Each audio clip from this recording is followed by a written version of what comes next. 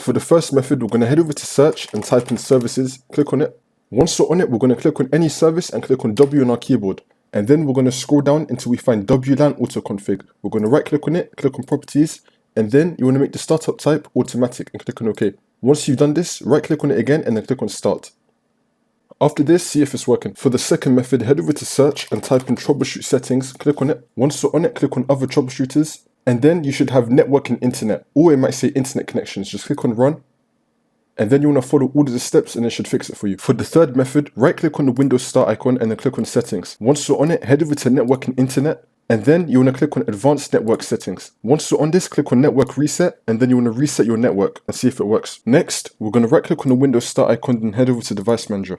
Once you're on it, we're going to expand network adapters, and then we want to look for either our Ethernet cable or our Wi-Fi. I'm going to put something on screen right now. It will be something similar to that. It should say wireless on it. Anyways, we're going to right click on it, click on properties, and then click on driver, and then update driver. Search automatically for drivers, and then see if you have the best one installed. If you don't, then just install the update. For the last method, head over to search and type in check for updates, click on it. Once you're on it, check for updates, do all the updates that you may have, then restart your computer after you complete all these methods and see if it's working.